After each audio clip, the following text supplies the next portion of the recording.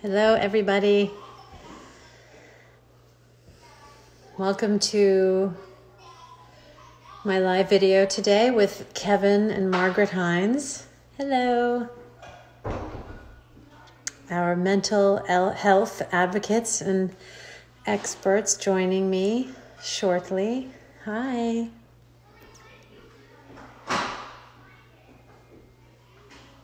Hello, hello. Ciao, Bella.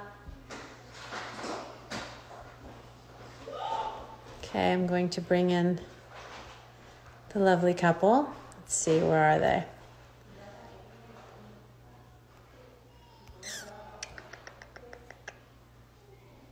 No.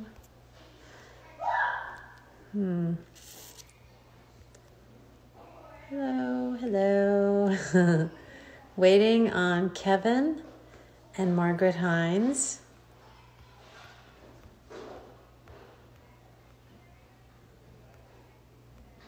So many wonderful people joining. Hello to Rome.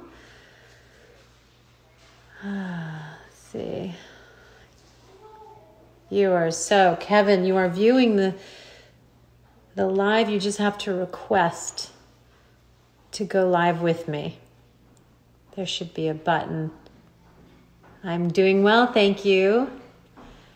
Okay, let's see. Kevin, you just have to request to go live with me. Here we go. That worked. Okay. Waiting for Kevin and Margaret Hines. Hi, Cristina. Hello. How are you? Good. How are you? Doing well. So where are you two?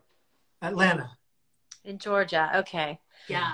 Great. How are you? We're doing well. How are you guys? Good. We're doing well. You know, Chris is back at the studio. Always worked through the whole coronavirus, but now back at the CNN studio, and I'm home with the kids, working from here, doing homeschooling and purist and trying to spread the good wellness word. Thank you both so much for joining me today. It's really wonderful to have you.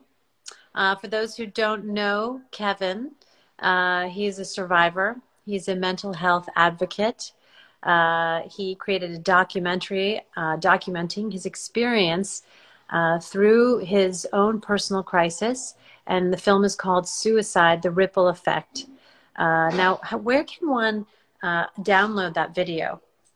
You can get that film anywhere on Vudu, Google Play, iTunes. Amazon Prime, and one more, and YouTube. Wonderful. So I had the good fortune of meeting Kevin and Margaret last summer. Kevin came to do a talk on mental health at Guildhall in East Hampton for our Purist Talks conference called Connect 4. And he was in conversation with Dr. Kelly Posner-Gerstenhaber, who is a leading expert on suicide prevention in the United States. She also created something called the Columbia Protocol, basic questions to ask people struggling with mental health issues. And it was just wonderful to spend some time with you both and see this incredible love between you two, which was evident in the support system that you've built around your husband, Margaret. So big shout out to you for that. So today I wanted to not just talk about and introduce Kevin to my friends and family and viewers on my Instagram, but to also introduce you, because part of his whole healing process was this relationship between you two. And I think for so many people on quarantine now who are suffering from anxiety, escalated anxiety, and mental health issues, relationships are a big part of getting through this time. And Stanford University just came out with a study on how men really need the support of their wives right now, while women need the support of their girlfriends, their other friends, which is interesting. So first I want to ask you, Kevin, to talk about the story of that morning. Most people tuned in right now don't know your history or your story. So I'd love it if you could share that with us. Absolutely. Thank you for having us, Cristina. We appreciate it. The morning of my attempt was easily the most devastating day of my life. I came to a place in such mental instability where I believed I had to die by my hands. And I believed I had no other option. I thought my family hated me. I thought they wanted me gone. I wished I asked them, they would have told me different. And I found myself on a bus to the Golden Gate, believing I would not be coming back or I would be gone forever. I got to the parking lot of the Golden Gate Bridge, and everybody deboarded that bus but me. And I sat there crying like a child, like just waterfalls flowing from my eyes. And the bus driver looked at me, and I was hoping he would ask me if I was okay, because I wanted to tell him. I had this instinct that I wanted to tell him the truth about what I was going through, had he asked me something kind or something compassionate. And instead he said, "Come on, kid, get off the bus. I got to go." And I got off the bus, cried all my way into a particular light rail. And I leaned over that rail, crying my tears to the waters below, still hoping, wishing, and praying that one person would see my pain and say something kind. And the only person that responded to me at all was a woman who turned to me and said, "Can you take my picture?" I took her picture about 5 times. And she walked away. And it was at that moment that I thought, absolutely nobody cares, which was the furthest thing from the truth. Everybody cared. I just couldn't see it. And she walked away. I said, "Nobody cares." The voice in my head, I had auditory hallucinations. The voice in my head said, "You must die, jump now." And I did. And it was the millisecond that my hands left the rail that I had an instantaneous regret for my actions and the 100% recognition that I just made the greatest mistake of my life, and it was too late. And for 99% of the people who've jumped off that bridge, it's been too late. You were that 1%. Before you describe what happened next, what would have made the difference? I truly believe what would have made the difference is if someone said to me point blank, "Excuse me, are you thinking of killing yourself?" You know, my father that morning tried his best to get through to me, but he didn't say the words, "Are you thinking of killing yourself?" He said, "You know, why don't you hang out with me today? I'm worried about you," you know? And that wasn't enough to push me into being honest about my pain. But had someone asked me directly, they would have given me the permission to speak on that depth of pain. With the understanding that they were empathetic, I would have told them the truth. And we would have a totally different story. Someone's asking how long you were struggling with mental illness before that morning. So 2.5 years. Well, let's see. I had been diagnosed with bipolar disorder, type 1 with psychotic features at 17 and a half. And by 19, I was at the bridge. And so I was haphazardly battling the disease. But here's the problem, Cristina. I wasn't adequately following the treatment plan. I wasn't working tirelessly for my mental health and brain health and well-being. I wasn't eating right. My gut to brain health was very poor. I was all over the place. And I was in treatment in the sense that I was going to see a psychiatrist who was prescribing me medications and giving me some therapy. But I was lying through my teeth in every session. And you can't find wellness in the therapy you seek if you're going to lie in that therapy, if you're going to augment the truth, because you cannot find the root of your problem if you're not being honest about your pain. And that's one thing I was so embarrassed about and so ashamed with as a young man. I didn't want to everyone to view me as flawed. You didn't want to ask for help. No, I didn't. And you know, I was just going through the motions. I was just going to therapy to show my mom that I was going. You know, at the time being a 17 and 19-year-old young man, I was just going to fulfill someone else's need. I wasn't going to help myself. And the medications they put me on were too many. They put me on so many medications, 14 meds a day, which were by other doctors later on potentially toxifying in my brain, making me worse. And today I take medications regularly, and they help me today. But it took me the better part of 2 decades to find the right ones for me. Was there one catalyst that put you on that bus that morning? Lack of sleep, maybe? Yeah, good point. I hadn't slept 14 days but 2 hours. Insomnia causes psychosis all by itself. I already had psychosis from my disease, my brain disease. And so the duality of those two things coming to meet together threw me over that proverbial rail. And then I physically did the same. It was something where I just lost all will to survive. And with regards to your medication, were you self-medicating? You said you were taking 14 different medicines, but were you sort of self-regulating which ones you felt worked more than others? No, and pardon me for misquoting. It was 14 different pills, but about 6 different medications. Oh, okay. Yeah, but still, it was all prescription, and it was too much. Right. I was taking them as directed. But to be fair, prior to 19 years of age, ending up on the bridge, I had been on a handful of times binge drinking until blackout.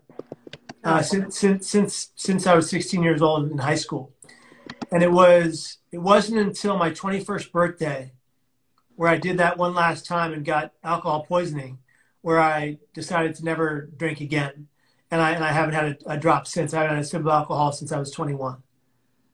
It was a breaking point.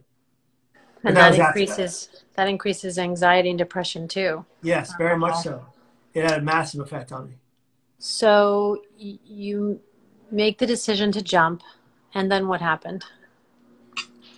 Well, I fell 220 feet, 25 stories at 75 miles an hour in 4 seconds.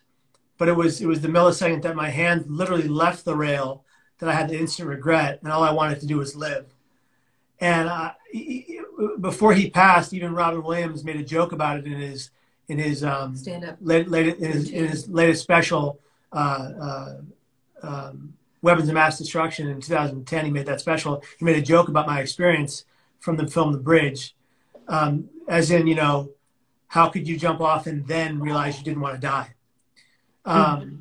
But I fell. I hit the water. I went down 70 feet beneath the water surface, and I opened my eyes. I was alive, and I was drowning. And I didn't want to drown. But it never occurred to me on the bridge that by jumping into a giant body of water, I might drown. It just never occurred to me, which is ridiculous. And just goes to show you the lack of logical and rational thinking in suicidal ideation. Suicidal ideations, in my opinion, are the greatest liars we know. They tell us that they and eating disorders and depression tell us what they want us to hear, but they're lying to us the entire time. And we've met thousands of people who have attempted suicide all around the world, really. And I don't think we've met one person that has survived their attempt and said, I really regret not surviving it, and really meaning that. Everyone has their own story of instant regret that we've met, and we've met thousands of them. Yeah. It's a common theme amongst the suicidal that have survived, this millisecond of instant regret. One viewer is asking, as a teen, I attempted suicide, survived, then my baby brother at 49 succeeded. Did suicide run in your family? Well, in a way. So I'm adopted, but my biological mom and dad, sadly, were on drugs and alcohol after they had me. And they also had been diagnosed each separately with manic depression, what we today call bipolar disorder. My birth mom didn't die by suicide, but she was sober for many years and then went back on drugs and ended up in front of a tow truck. And she lost her leg due to the injuries and died a year later due to the complications of that amputation. But in a sense, if you think about it, if she had walked in front of that truck on purpose, then that was her initial, attempt. And my birth father, he was in and out of jail and prison, and he ended up accosting or assaulting an undercover police officer, and he was killed. But we've met a lot of people that actually have the same history as the person who asked the question. A lot of people have suicidality in their family, and I don't think that there's enough science to support that suicidality is actually something that's either genetic or contagious, like within like in the science definition, contagious. Everybody has their own theory of that. To be honest, I don't think we would be surprised if they eventually find out through science and research that suicidality is actually either genetic or somewhat contagious. You know, we know a lot of people that have generations of families with suicide in their families, each generation. Right. And so it wouldn't be too far-fetched to see if that became a reality. Right. Or an understanding. Well, like generational trauma. So your survival. Your survival was nothing short of a miracle, and we're all better for it. But there's a story behind it, and I thought you could share when you surfaced and what happened. Absolutely. When I surfaced, well, three things that day happened to save my life, really. The first was when I was on the bridge, ready to go over. A woman driving by in a red car saw me go over the rail at the moment of my attempt, and she called her friend in the United States Coast Guard, who happened to be one of the officers manning the waters on that very day. The only reason the Coast Guard boat arrived to my position within a 3-minute period before I would set in hypothermia and likely drown was because of that woman's phone call. In the water, as I flailed to stay afloat, I kept going down. I couldn't stay above water. My boots were waterlogged. My long-sleeve clothing was heavy. I was having an asthma attack. And I resurfaced and went down and swallowed salt water and came up and spit it out, went down again. And that's when something began to circle beneath me. And it was very large and very slimy and very alive. And I thought that I was going to be eaten by a shark. I was freaking out. I was punching it. It wouldn't go away. It just kept circling and circling beneath me, bumping me up. Well, we have great white sharks in that area. Yeah, we do. And no longer was I wading in the water trying to stay afloat. Now I'm lying on my back atop the water being kept buoyant by this creature. And the Try whole not time, to get eaten by it. just waiting for it to bite off something because I couldn't see it. Well, it turns out I was on a television program, ABC. ABC Primetime Live with John Quinones. It does a show, What Would You Do? A year later to promote a suicide prevention campaign in San Francisco. And I said on the show, I thought there was a shark beneath me in the water. Well, people wrote into the show from all over the world when it went viral online. And one man's letter stuck out above all the rest. His name was Morgan McWard. And he said, "Kevin, I'm so very glad you're alive. I was standing less than 2 feet away from you when you jumped. Until this day, watching this show, no one would tell me whether you lived or died. It's haunted me until now. And by the way, Kevin, there was no shark like you mentioned on the show, but there absolutely was a sea lion. And the people above looking down believed it to be keeping your body afloat until the Coast Guard boat arrived behind you." And he actually sent me a picture of that sea lion beneath me in the water. And it's just, the sad part is it just looks like a lifeless body above this creature. But it's fascinating to see this mammal take to me and really save my life. It wasn't for that sea lion, I would not have been able to stay above water. I would have drowned. And then the next miracle. And the next miracle, the Coast Guard boat arrives, and these guys fish me onto their flatboard. They put me in a neck brace, and they strap me in head to toe, and they start asking questions. And one of the questions from the leading officer was, "Kid, do you know what you've just done?" I said, "Yeah, I just jumped off the Golden Gate Bridge." And one guy says, "Why?" And I had no answer, Cristina. I said, "I don't know. I thought I had to die today." And then the senior officer leaned in. He said, "Son, do you understand how many people we pull out of these waters that are already gone?" And I said, "No, sir, I don't want to know." He said, "I'm going to tell you anyway." He said, "We have pulled out this unit alone has put out 57 dead bodies from these waters and 1 live one." And that was me. And it gave me this immediate perspective like none other I'd ever received before in my life. And at the hospital, one of the foremost back surgeons on the West Coast was leaving for the day. He opted to stay and do my surgery, the first and only of its particular kind. He invented it for my situation, and it saved me the ability to walk, stand, and run. And only 5 of the 39 Golden Gate Bridge jump survivors, because there's only 39 of us, only 5 of us get the privilege to stand, walk, and run. They call us the most exclusive survivors club in the world, and there's a book of the same name by Ben Sherwood. What was the surgery? Well, they went into my left side, and I have a 23 staple scar across my left side, and they pulled out, to get gruesome here for a minute, my organs, placed them on my belly, took out all the splintered pieces of vertebrae. I had shattered my T12, L1, L2 lower vertebrae. They just popped inside me. And they took out all the splintered pieces of vertebrae, mashed them into a paste. They missed all your vital organs by millimeters. They took out 3 inches of my 10th rib. When I hit the water, I missed severing my spinal cord by 2 millimeters. So it was really beyond a miracle that I got to survive. And they go in, they take out 3-inch piece of 10th rib, and they take the mesh pieces of vertebrae, they fused them together, and they put a cylindrical mesh wiring of titanium, a circular around where the vertebrae were. They infused it with the bone that was meshed up. They put 4 pins the size of my index finger and a metal plate the size of my palm to my left side. And that is the reason I get the privilege to have full physical mobility. Oh my God. And what was that recovery like? Not to mention your mental recovery. You know, it was fascinating how quick it was. I went from a wheelchair to a walker to back brace to a back brace and a cane in relatively about 4.5 weeks. Wow. Yeah. You're lucky you were so healthy. I was very lucky. I was very healthy. I just come off football season and weight training and all that. And the doctor said to my parents that the reason I survived was because of my excessive bodybuilding, they called it. So that was back in the day when I was. What a miracle. Yeah, just so lucky. 19. So blessed. Yeah. So you took that experience and you've now dedicated your life to helping other people who are in similar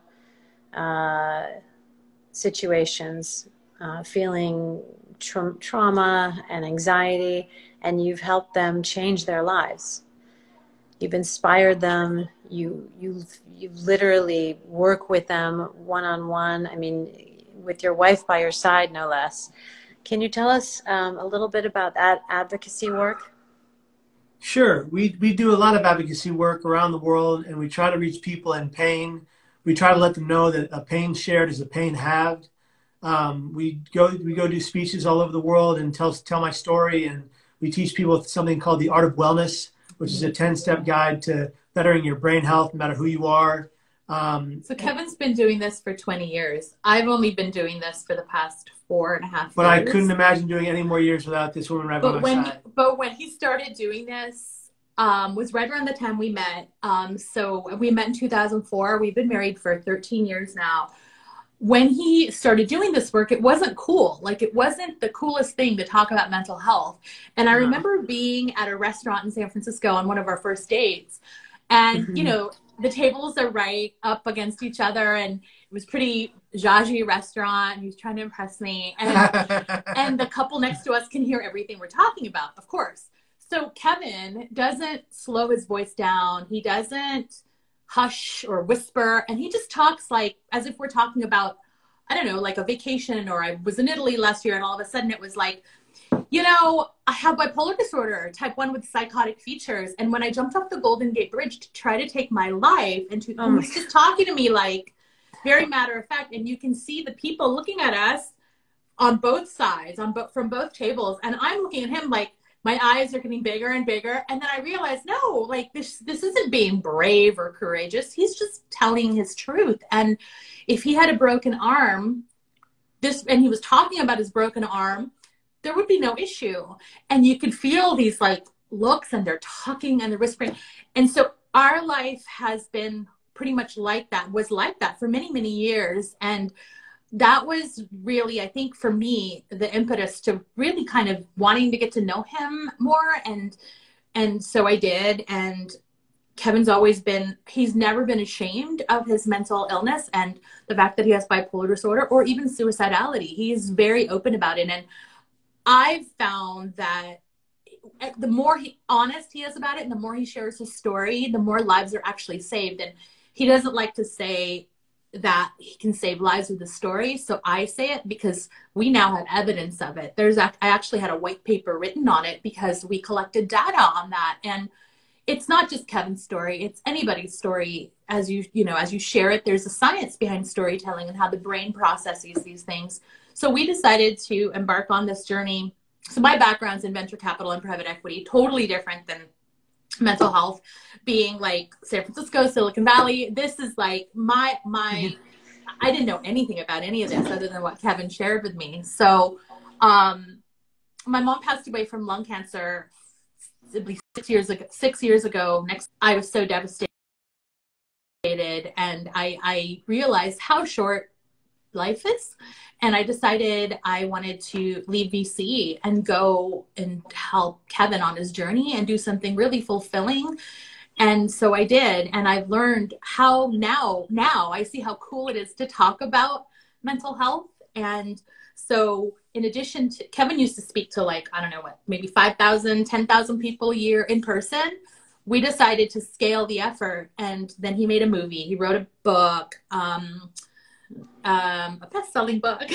Right. Really good. Right. I'll do this more. No, I mean, it became like these are actual milestones that are great accomplishments, but more than that, they're actually really helping people. And we get calls and posts from people who are like married couples. I'm actually kind of just we're peer counseling a lot of them, and we've become friends with, God, I think like hundreds of couples around the world just asking for advice. And the truth is, like, I'm not an expert in this.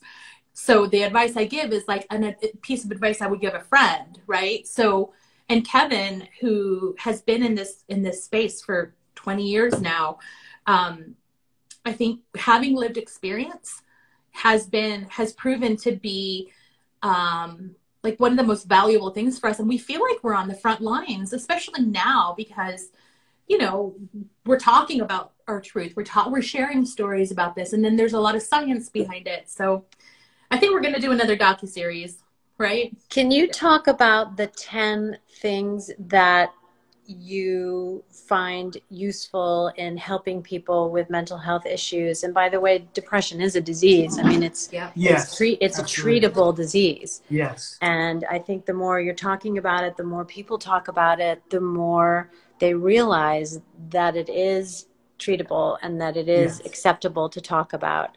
So just in your sharing your stories on a regular basis, in big platforms, in big ways, is very helpful to people. So tell us about those 10 things that you mentioned. Absolutely. So I call it the art of wellness because I believe it is an art to be well. It's an art, just like you're an artist paints a painting and it starts from the blank canvas to the finished piece. There are steps along the way. And the art of wellness entails the therapy of your choice that works best for you. So for some people, it's talk therapy, which is what I love. But for some people, it's art therapy or equine therapy or music therapy, and that's what they love. So find the therapy that works best for you. But whatever you do, be honest and forthcoming in that therapy so you can get to the root of your problems. That's number one. The next for me is sleep and your sleeping pattern and getting adequate sleep most nights to the best of your ability. I get adequate sleep 5 out of 7 nights a week, and that does me well. I do fairly well with that. It's like 8 hours for you. 8 hours for me is really great and perfect. And I was this is not coming from someone who hasn't been there. I lived with insomnia for years, so I had to work my way back to getting to an adequate sleep function and to a good circadian rhythm. But it was crucial for my brain health and my brain's well-being. And the circadian rhythm, talk about that body clock. That's so important. People don't realize that. Yes. Waking up and going to bed at the same time every day or working to that end is so crucial because it regenerates brain cells in your brain to affect your functionality in the morning. So if you're not getting enough sleep, also, if you're getting a lack of sleep, that causes psychosis all by itself. Or too much sleep. Can make you sluggish and moody. Irritable. And so it's all encompassing. If you can find a way to better balance your sleep pattern, it's crucial. One of the things I utilize to do that is blue wave light box therapy and technology, which I was prescribed with for my doctor to utilize. It's a blue wave light box that you shine into your eyes as you're doing your morning emails. and it helps you balance your mood, but also your sleep pattern, which is crucial. And we travel so much, so we're always in different time zones. I mean, it's like crazy to go from the West Coast to the East Coast to London and then all the way to the West Coast. But we always kind of keep track of the times that where we are. And then we do utilize melatonin, actually, or like high grade melatonin, because or chamomile tea. We have to kind of find mechanisms to help us keep that sleep pattern, and getting them at the same time every day. No matter the time zone. And oh, really? You don't, you don't adjust to the new time zone? If we do, we adjust what time we go to bed. Like if we have to get up at 6 a.m. in New York, and that's 3 a.m. in California, we'll go to bed earlier. Got it. So we do adjust to the time zone. It's just a matter of where we are and when it's happening. But making sure you utilize tools to help you right away, so you don't wait until the third night when you're exhausted. Okay, so a lot of people are. You talk. Sorry, number 3. I was going to go through the rest of the steps. Is that okay? Oh no, she has a question. Yeah, please. And also the blue light that you mentioned, the blue light box. Is that something you can travel with? That's something you can travel with, absolutely, and it's very portable, easy to travel with. It slides in a small bag. It's a Philips makes one. Philips makes a great one, but definitely get it prescribed by your doctor, because if you utilize it too much or overuse it, it can cause mania, which I had to learn the hard way. So if you go back, we do therapy, the kind that works best for you, which you have to work hard to find out which one that is. Proper sleep pattern. The 3 E's. The 3 E's are education, exercise, and eating healthily. So education as to your diagnosis, if you have one, so you can read every single publication that comes out about your diagnosis, so you can find the most reputable, proven forms of therapy to treat that diagnosis. Mm-hmm. When you do that, you hold power over the diagnosis, not it over you.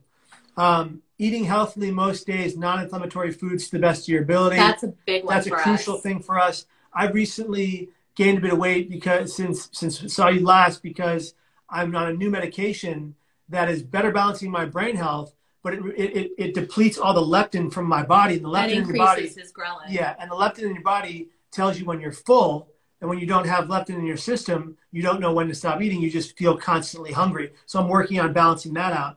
So eating healthily, educating yourself, and then exercise. I exercise every day, even just a little bit, because it benefits my brain health. I want to go back to the food. Sanity over vanity.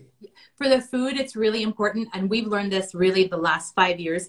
Anti-inflammatory foods make a huge difference. There are a lot of people that eat for anti-inflammation for their bodies, but I think a lot of people don't recognize that that's actually something that's so important for your brain too.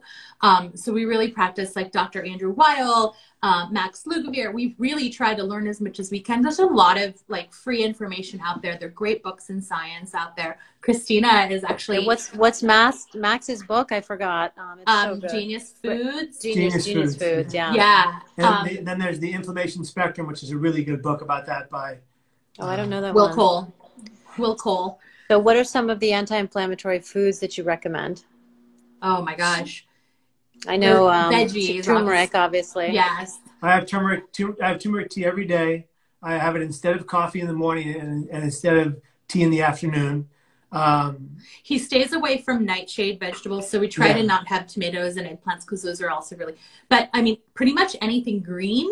Mm-hmm. And so if you're eating meat, because we're not vegan, but we really watch and pay attention to where our meat is sourced from. I think also for us growing up in California, having just an abundance of information about like organic food and responsibly raised, chicken or beef or cows, and really paying attention to that kind of stuff, because the food processing is, I think, really where we end up in trouble. I mean, we love, and dairy. So like not having dairy. I think it's almost easier to say what are the most inflammatory foods. So dairy, refined sugar, caffeine, and gluten are 4 of the most inflammatory foods you can eat, because they break through the blood-brain barrier, but not in a good way. They cause titers in your brain to attack your antibodies, and that causes a war inside your head.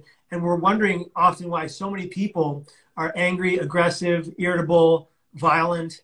A lot of it has to do with the food they're eating and consuming.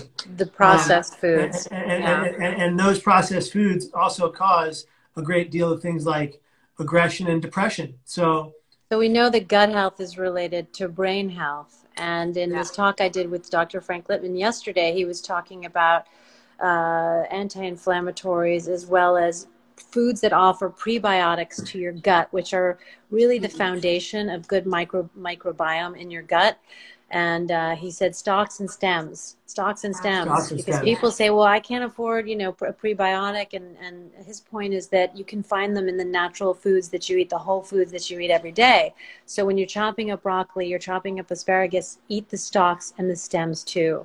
And it offers you that natural prebiotic, which is the basis of this whole conversation on food.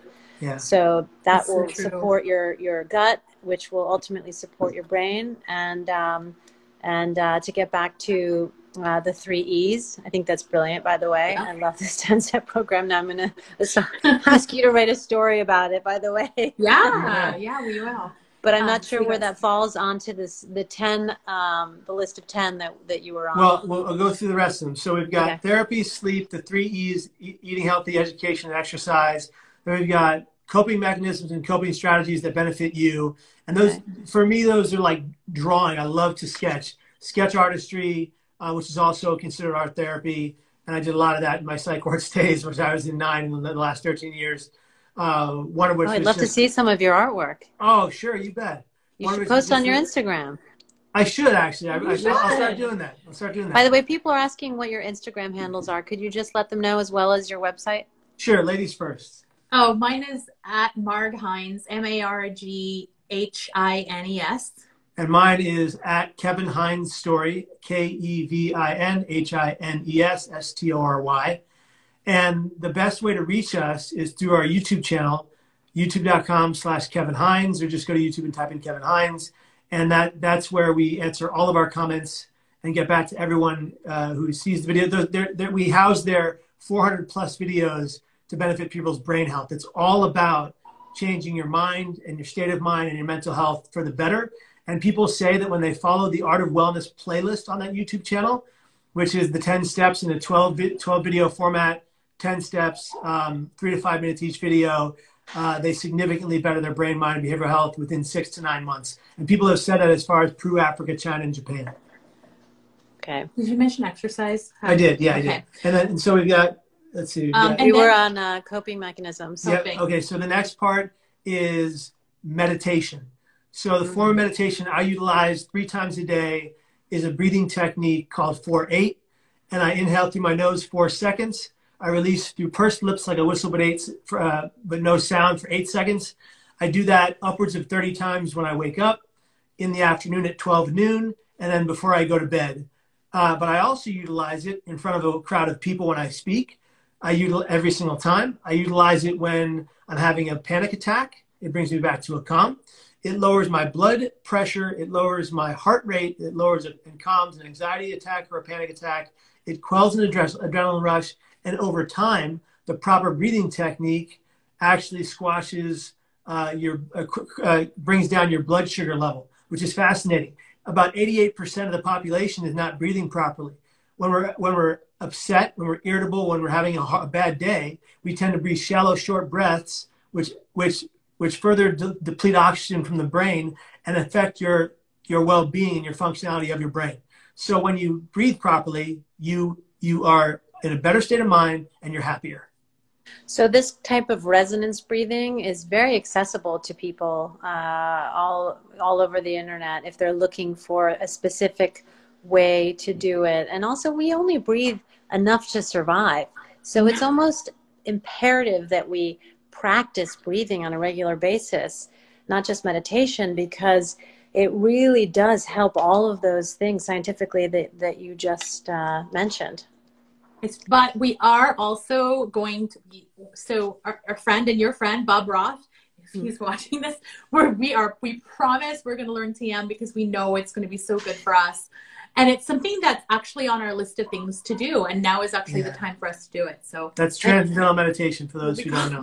Bob, well, I can help arrange that. And I feel like breathing should have its own category on your list. Yeah. Yes. Aside from meditation. We do. So what happens after breathing and meditation? What do you suggest? I think we're up to 6. The other thing is advocacy. Advocacy is twofold, and it's self-advocacy for those of us who can find self-awareness to advocate for our own better mental well-being with our doctors, with our practitioners, with our clinicians, with our functional medicine folks, to make sure that we're being heard properly and not being ignored or alienated in those systems. Ask questions, question authority. So as Kevin's wife, several years ago, he was not well enough to really advocate for himself. So he would go to his doctor's appointment.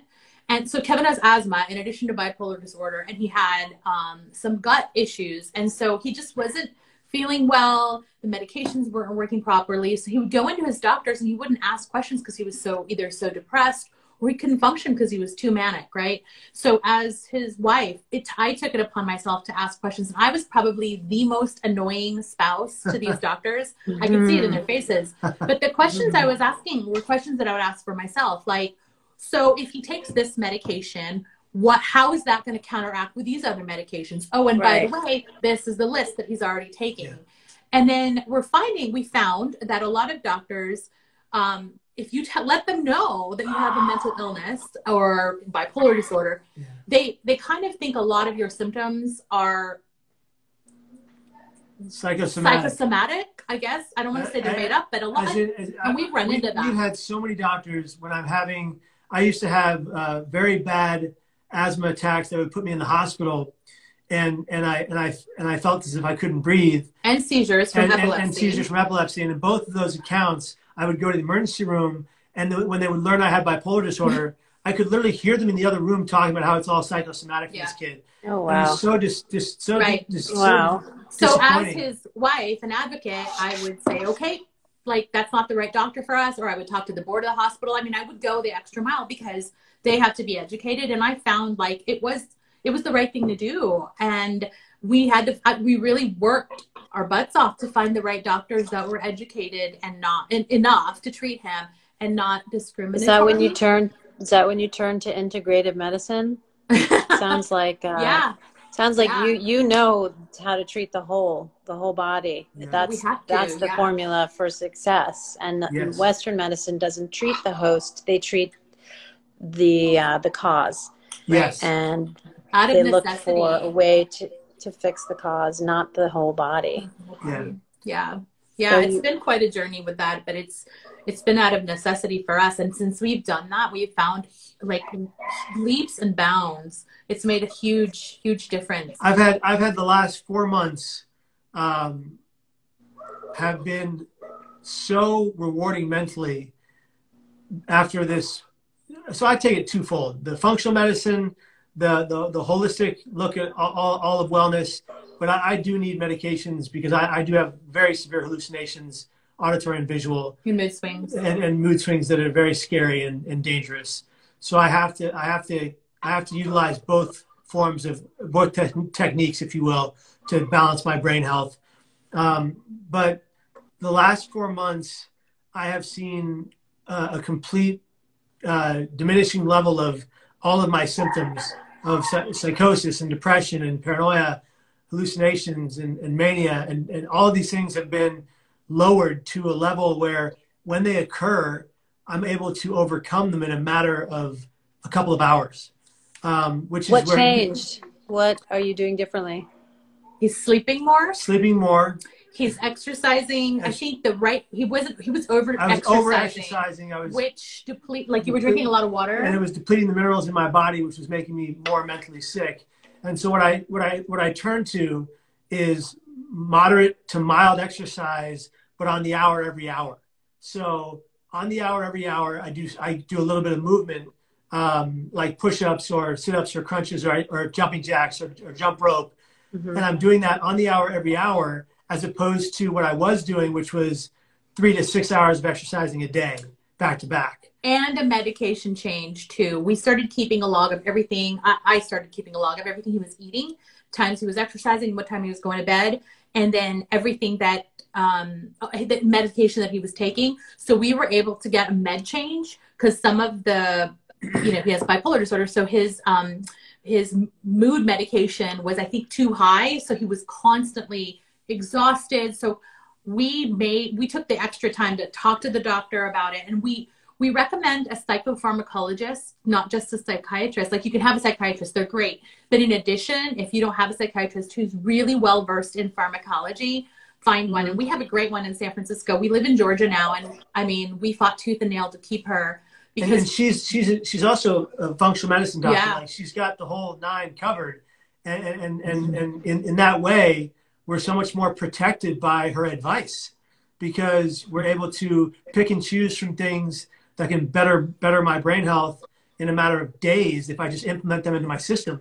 So, but to finish the 10 steps, if you want to, real quick. Yes, please. We've got therapy, sleep, the 3 E's: education, exercise, eating healthily, coping mechanisms or strategies, advocacy for self, and then advocacy for social advocacy and policy advocacy. It helps with purpose. It helps with purpose. We've got meditation. We've got medication. I said coping. And then the last one. Medication. Yeah, we didn't talk about that yet. Okay. For me, medication has been a godsend because of my severity of my diagnosis. But it is not for everybody. And a lot of people do very poorly with medication because it's not built for their system, and a lot of people should be utilizing functional medicine. I believe that. But for those of us who need medication, it's about targeting and working tirelessly and advocating with your doctors to find the right medication for you. And if you feel unwell on a medication, speak up. Speak up and speak now, because it could be detrimental to your health as well. So we worked really hard over 2 decades to find the right medications, and I found them, and then they've not worked, and I found them and they've not worked. So and that's typical. Don't get discouraged, because trial and error. Yeah, so it's an up and down journey, and it's not one size fits all. And it's not a given science, and we know so little about the brain. And the last step, which I think is arguably the most important step you can take, is if you find yourself in a self-aware position, or someone you love is trying to advocate for you, and you have a diagnosis of depression or anything like that. Any diagnosis. What you need to do is build your own mental health emergency plan. And you need to make sure that your doctors have a release form signed due to HIPAA laws, so that the people in your plan who opt in can be privy to your treatment, and that when you don't see you're not well, but they do, they can literally call your doctors or your clinicians or your psychiatrists, psychologists, and say, hey, I'm worried about so-and-so, and here's why. These are the symptoms, signs, and triggers I'm seeing, they have the authorization, which are in the plan. And they have the authorization, so they get to be privy to the treatment, ask questions, and work on that treatment team together. And that means that when you're going through it and you are not self-aware, you have a circle of people around you that say, hey, we're really worried about you. Here's why. Here are the true tell signs that you're unwell, and here's what we want to do about it. And you tactically go through this plan of getting the person back to a safe place, whether that's an acute situation where you get them into a psychiatric hospital, or whether that's a place where they need to go to rehabilitation of some kind, or whether that's where they need to go on a retreat of some kind and get into a wellness yoga program just to balance their brain health. Whatever that is for you, we want you to build your mental health emergency plan so that when you can't be self-aware, the people around you can. Because that way you're really investing in your wellness, and that's whole body wellness and making yourself a priority. So Kevin had started off doing this, and it was a binder, like a 3-ring binder. And now obviously it's online, and it's something that we do constantly together. But if he or I or anybody, like my great grandpa, had heart disease, he had a plan, and I think doctors actually recommend there's an emergency plan for a lot of different diseases. Diabetes. Right. Yeah. So I think we think mental health definitely needs the same. I think we all have mental health to take care of. We might not all have a mental illness or a mental health diagnosis, but if we have mental health to take care of, why not have that plan in place and be ready and able to utilize it? Just so our viewers know, this will be up for the next 24 hours on my Instagram. And I'm not sure if Margaret or Kevin want to post it as well on theirs, because a lot of questions are asking, oh, I missed this part, or what was the 8th point or the 3rd point, and what were the 3 E's: education, exercise, healthy eating. Those were the 3 E's. And I'm going to make sure that we post on our website also these 10 points. But a lot of young people are asking, for a 20-year-old who doesn't have this level of understanding yet, who hasn't gone through this, anxiety is overwhelming right now for most people, but it's particularly the young viewers. What are your suggestions for them? The brain is not even fully developed, and I think first of all, accepting that, you know, most of us, our brains don't develop till we're like in our mid-20s, right? So they're in a very particular position. Again, it's not one size fits all, but like, I think finding your village, your community, your support system, we've found has been really, really huge for us. We're having a tight-knit community. Sometimes it's family, sometimes it's friends, but don't isolate and really speak up. Like, if you're in pain, if you're going through anxiety, like, do research. I don't know if it's on the internet, try to get some therapy, find ways to heal and cope, because it's not going to last forever. Anxiety it's not 24/7. I mean, 365 days a year. You will get past it. There are things you can do. Maybe take a look at your diet, exercise a little bit more, do breathing. Exhaust every possible. I have anxiety, so I know how I get panic attacks. This whole situation that we're going through right now with uncertainty is so hard, and I'm a control freak. I'll admit it. It's very hard for me to not know what we're doing next month. Usually I have the full itinerary and I know exactly where we're going, and we don't know when we're going to have a vaccine. We don't know when we're going to be back in business. Accepting that, I think, was the first step for me. Kevin did well with it because he's so good with uncertainty. It's just part of having bipolar disorder. Uncertainty is just secondary for him, right? It's second nature. So acceptance is the first step, and then communication, is that important? Sharing that pain that you're suffering. A lot of kids don't want to talk to their parents about it. So what do you suggest? That's why we say a pain shared is a pain halved, because there are a lot of leading authorities in the world, or people that are, you know, moguls of speaking, and they all say don't share your pain. But that's the exact opposite of what science tells us. Science tells us that when we share our pain with someone who's willing to empathize, we are relieved of that pain. So we have to go by the science. And I think that if you can't find someone to physically talk to, if you don't have that support network behind you, then, and if you live in America, then text the crisis text line, text CNQR to 741-741, the crisis text line, and do it, because they're there 24 hours a day, 7 days a week to handle any crisis that comes their way, and they get to you back within seconds. And so if you feel you don't have someone in your life like I have Margaret has me, then text the crisis text line. They're accommodating, they're compassionate, they're caring, they're empathetic. I think parents, family is huge. If it's a sibling, a sister, a brother, a friend, reach out to someone, a confidant, and a teacher, and be clergyman. honest about what you're going through, and try to find what works for you. What are the coping mechanisms or healing mechanisms that would work for you? I mean, I never thought yoga would do anything for me. I just thought it was stretching and I was just going to be more flexible and I can't quiet my mind. And I had all these excuses years ago. And, you know, I started doing it, and I found that it actually really helped me. And I thought I would be the last person that yoga would help, and it's helped my anxiety. But again, also think about the foods that you're eating. Start watching, what are you eating and how are you sleeping before that anxiety really kicks in. I know I love ice cream. Kevin loves cheese. I love ice cream. We can't have it. Like, dairy is just really bad for us. He gets moody and I get panicky. So like, it's not, and he'll know, because I'll just have a panic attack. So how do you navigate yourself out of a panic attack? I do the breathing exercises, and then I do a lot of grounding work to kind of bring myself back into the moment. And then I always remind myself, the panic attack doesn't last forever. Sometimes it's a few minutes, sometimes it's an hour, depends on the severity of it. But I do remind myself, it will pass. It will pass. It passed before, right? And I start, like, it's that resilience. And then, to be honest, I get angry sometimes because it's not fun. And I am really not happy that I have to go through this. So that emotion, I think, the little bit of like, like being irked and a little bit of like anger where I'm just so annoyed that I have this, it actually takes over and my anxiety ends up first going away. I do end up dealing with it a little bit better. I think I'm able to process it much better because my brain is like a different part of my brain is working. There are times when it's so bad, I just have to go for a walk and breathe, or I have to call my grandma and talk to her, and cry it out. And it's okay. So someone's asking, so long-term medication for young people with anxiety is a last resort?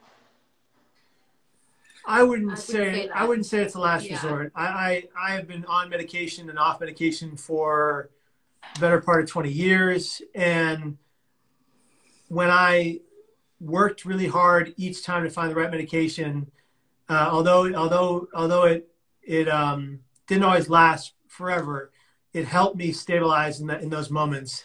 And so I don't think that it's a last resort.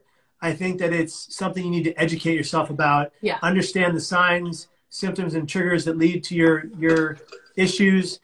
Get to the root of your problem as well, besides just taking medication. Do all the things on the 10 steps besides just one of them. Make it an all-encompassing, wholehearted look at your mental health. Talk to your doctor and share also with them. Another important question. Do you have any advice for recent sexual assault survivors assaulted during the pandemic that feel suicidal?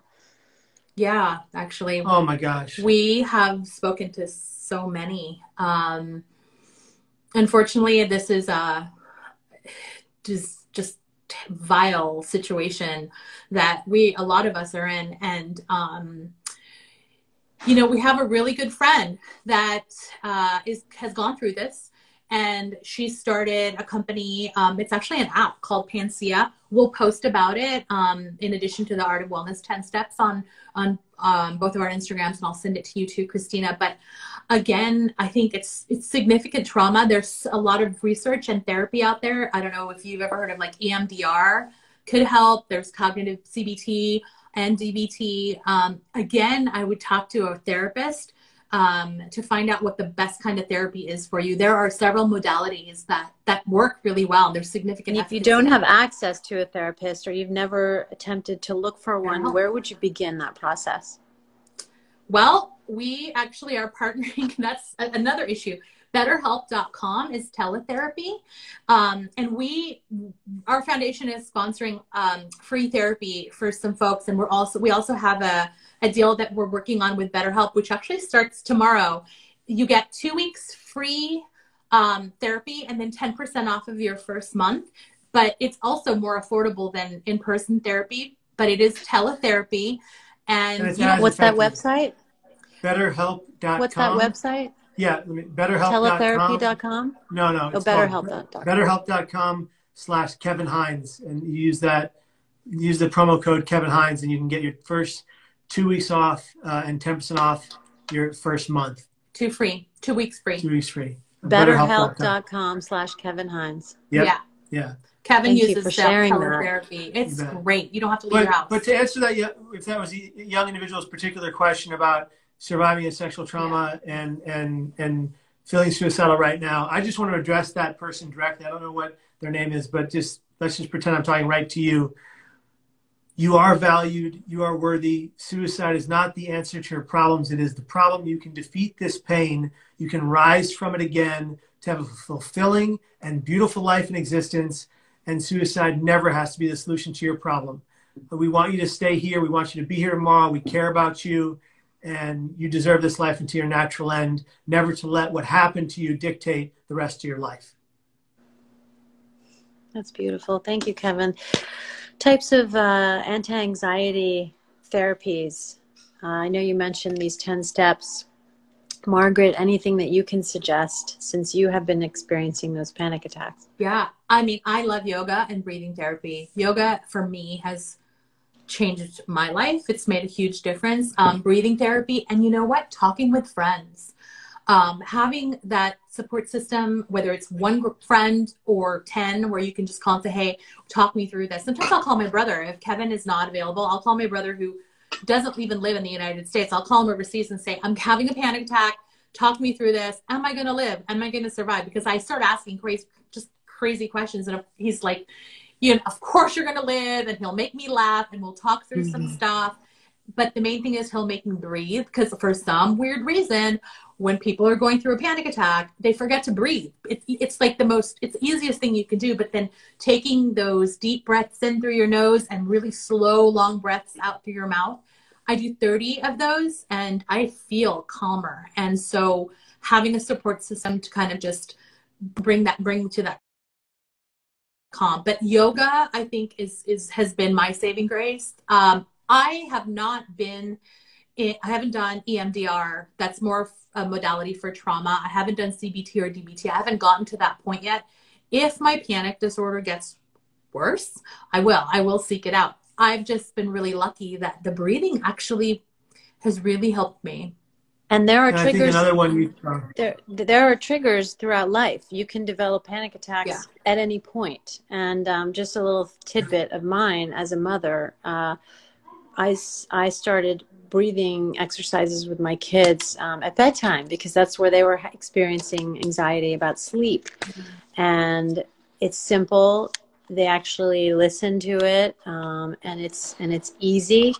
And it's something they'll carry with them for the rest of their lives. And when they're feeling anxious, they will remember this simple exercise that will make them pause and slow down and think about what they're experiencing and feeling. And I think that my son has utilized that at bedtime. And when he forgets, I remind him, do your breathing exercises, simple resonance breathing. And you can look that up anywhere.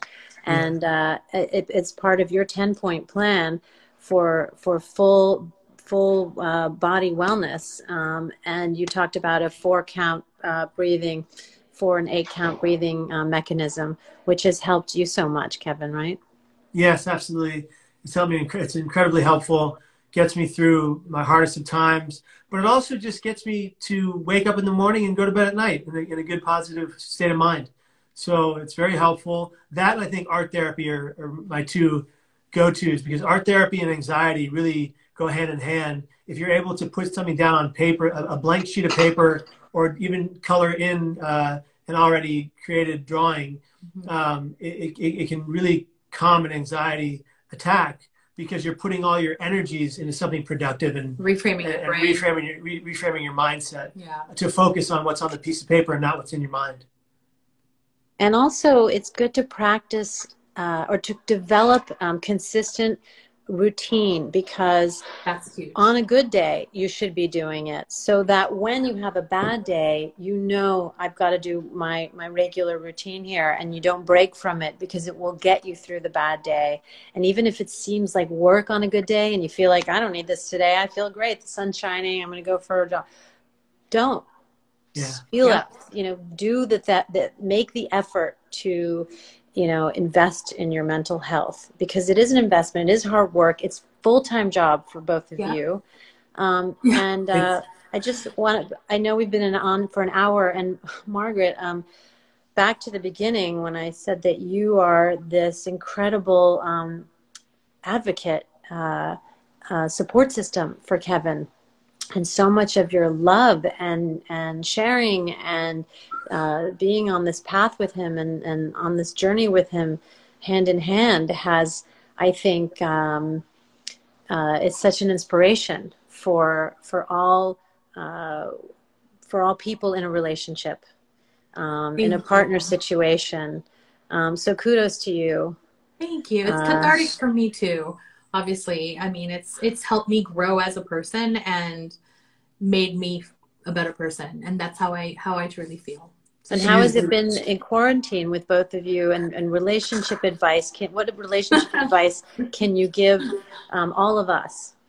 Well, she has been the greatest thing that ever happened to me, bar none, in general. And I think that we have been traveling 300 times a year, 300 days a year. 300 days a year plus, and that wasn't conducive to my mental health. And I've been doing that for the last 6 years, and having all this time with my lovely wife has been a godsend, because we have so much quality time. It's amazing. We still have our bickering and our fighting and our squabbles, but we come back at the end of that moment in a big hug, and we hold each other and we embrace each other, and we say, what were we fighting about? Because it didn't make any sense. Well, we're cooking a lot more. Yes. So Kevin is my sous chef. And so, you know, it's who cleans up? Like, yeah. Who cleans up? This one.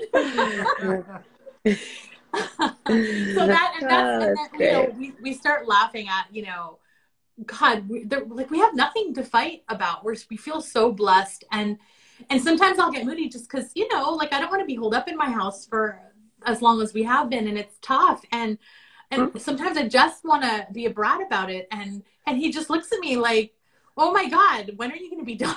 And he lets me just be myself. And then we'll laugh about it, because the running joke between us is that I'm the crazier one in the relationship, but he has bipolar disorder. You know what? We use a technique that I think is very, very helpful for a lot of people. Fix it or feel it. So when she says feel it, I love that. I just listen intently, without answering, without responding, without giving any advice, because I probably don't know what I'm talking about anyway. And fix it or feel it. So if she says fix it, then she wants a solution, and she wants me to be a part of that solution. But most of the time, she says feel it, and just. But he'll ask, "Is this a fix it or a feel it?" Because he doesn't ever know. Well, I don't want to get in trouble. So that works. It works, and we laugh a lot. We do. I think a lot of it is just we find the humor and everything, and we just we're actually enjoying this time in quarantine. Yeah, we are. That's nice. So someone commented, you both are spiritually and emotionally healthy, true, authentic selves, which is such a lovely sentiment. Very nice. And Thank you. I think what's so nice during this particular live conversation is all the positivity coming from the viewers, and that's just so wonderful, because there's nothing worse or that will throw you off track than negativity. Yeah. And there's so much of that going on right now. Yeah. And just to have positivity, lend someone some positivity, receive positivity. I mean, it's mood changing, you know, and it's really part of this formula for mental success. It's like medicine almost, because you can feel it and that affects you. Kindness is everything. I mean, what a difference it can make in a day. So Kevin, you have shared so much of your wonderful kindness with all of us. And Margaret, I mean, the two of you are amazing. I want to know, besides all this full-time effort to stay physically healthy, mentally healthy, emotionally healthy, do you guys have any guilty pleasures? Obviously, it's not ice cream. So, what do you think? Netflix? What is it?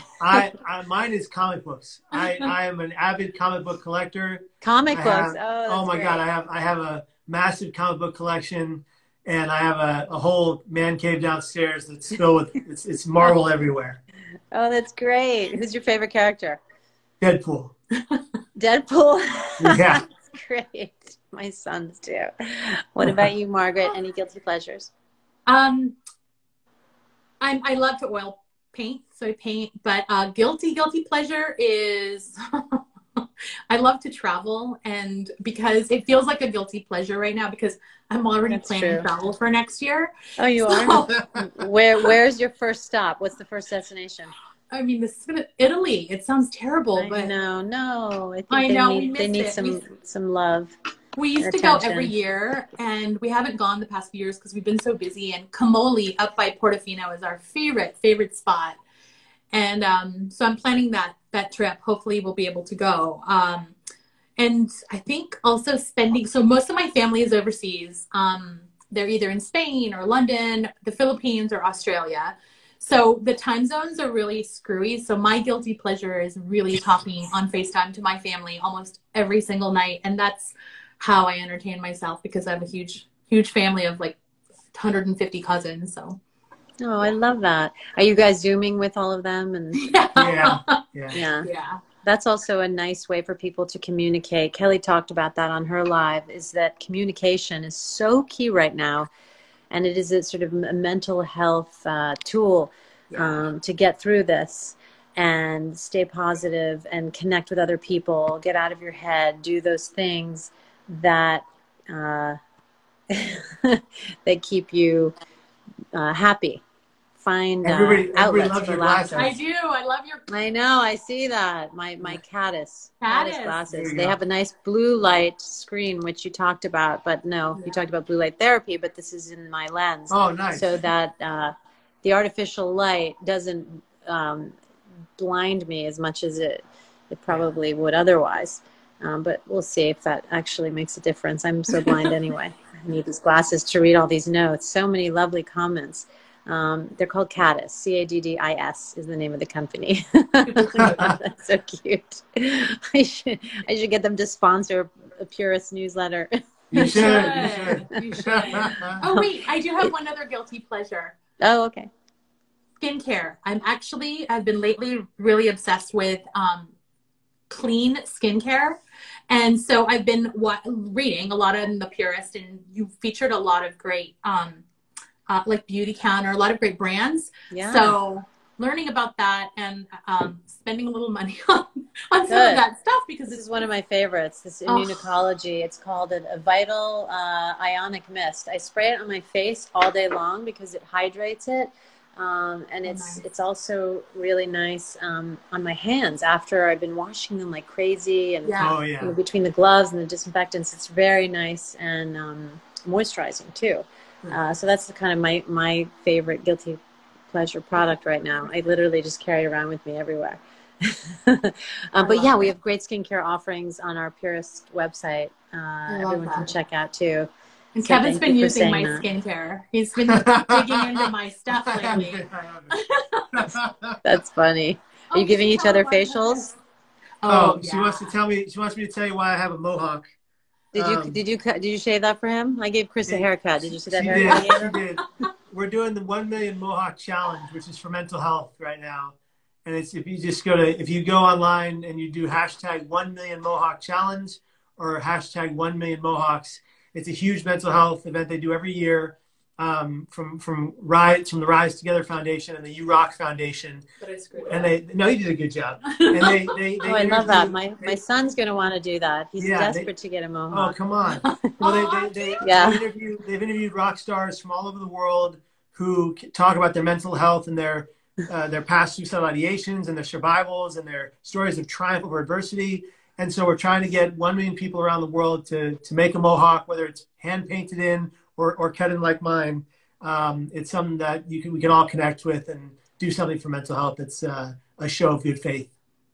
Oh, I love that. That's wonderful. And people are asking about, while in quarantine, someone said that they're not able to go to the beach and sit by myself, which has not been good for my depression.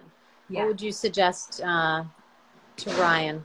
I feel the same way. I like being from California, now we're in Georgia. I feel landlocked, and obviously being home. I have this weird, one of my favorite artists is Gray Malin. And so I literally have his photos, my screensaver is a Gray Malin photo, but he does all the beachscapes like all over the world. I don't know if you guys have ever seen it, but it's Gray Malin. So I just put his photographs, I blow them up, I put them all over my office, all over the walls. It helps me, but there's no substitute for the real thing. I mean, you just try to surround yourself with more blue. Maybe put on some music and get a Gray Malin poster on your wall. Yeah, and it's good to go out and take a walk. Yeah. Yes. Yeah. That's very important, is to just clear your head, fresh air, and keep, we're walking every morning. We walk every morning. By the way. Yeah. Okay. Yeah, that helps. That's great. Nice. If you have someone to walk with too, right? That's true. Very true.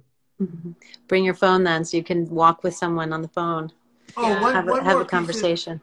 One more piece of advice that's been helping a lot of people. The University, I think, of Columbia, if I'm not mistaken, came out with a study recently that said that texting, although is helpful, actually FaceTiming with someone, or what we're doing right now, IG Live, like actually getting that FaceTime, even though it's on a phone, is equally as beneficial to your brain as physically being with someone. Because you see them and you see the facial. It's about facial expressions. Thank you. Yeah. It's about facial expressions and how they affect your cognitive function. It's fascinating. That's interesting. I didn't know that. Yeah, so that like instead of texting, FaceTime someone or Facebook phone call someone and literally look at them. And if you're not going to do that, at the very least, have a phone call where you can hear their voice, because it's better for you than texting is. There's more connection. There's more visceral connection when you do those things. Andrew has a lot of nice comments for you. Too often we all underestimate the power of touch, a smile, a kind word, a listening ear. Kevin, the fact that I was suicidal a few months ago and you and your story changed that. Wow. So thank you. Oh, wow. Very nice, Andrew. I'm so glad. Yeah. Andrew, I'm so glad you're here, buddy. See you tomorrow. So lastly, I just wanted you to touch on a bunch of the other talks, your website again, and ways in which people can hear more from you and reach out to you, and all of that. Yeah, you bet. So if you want to learn about your the movie TV platform and stuff, for the movie, you go to kevinhinesstory.com or kevinhinesstory.com/resources. And I'll put this in the comments. And then if you want to contact us, youtube.com/Kevin Hines. And then once you subscribe, you just send us a comment and we get back to every single comment. And then let's see. Instagram, Facebook. It's all at kevinhinesstory.com. Yep, pretty much every social media platform. Instagram, Facebook, and Twitter at kevinhinesstory. At Kevin but we're not on TikTok. Yeah. We're not on TikTok. I don't know about that. I'm not much of a dancer, so. But yeah, so if you so I'll just recap. kevinhinesstory.com/resources, and then youtube.com/Kevin Hines. And remember, that video channel has 400 videos to change your life. All free. All free. And Suicide, the Ripple Effect documentary that came out last summer. Yes. How can we access that or download it? That's iTunes and Amazon has it. But if you want information on licensing for the movie or to show a free screening in your town or in a movie theater, it's on suicidetherippleeffect.com, their actual website. Because people are still showing the movie, almost 2 years out now, or a year and a half out. And they're still showing it. Hopefully they'll keep showing it for many years to come. Yeah. And we'll be looking for ways to show it digitally for people who can't get to a theater. So depression is a disease, and it's a treatable disease, and you two are lending your voice of reason to all who need it in quarantine right now. I think everyone is experiencing different levels of anxiety, so we appreciate you covering all aspects of it today, and I thank you from the bottom of my heart for sharing your story again, Kevin, and Margaret, for your first date recap. I just want to know, when you went on your first date, was it the first time you heard that story about Kevin from him, or you knew this going into about it? But he was going into detail, and that wasn't the first date. Actually, that was probably the third date. The first date, we'll have to share with you when you have more time. We'll definitely. We should do an Instagram live about the first date, because we're making a movie about it right now. That's a great idea. Yeah, they made a movie about a love story with Darren Criss, and the story is epic. So it was, let's just say, it was the worst. It was the worst first date in the world. The worst, and then it turned into like the best. It was a debacle. Yeah. Yeah. It's never. I don't know how I got a second date. I don't know how I don't know how you did either. The relationship road is not this. It's this. Yeah. I think people realize ours is that. Like this. It's like a wave. It's like the ocean. Yeah. Well, what a fun ride it's been. Yeah. You guys are the best. Truly, such an inspiration for all of us on so many levels. Much.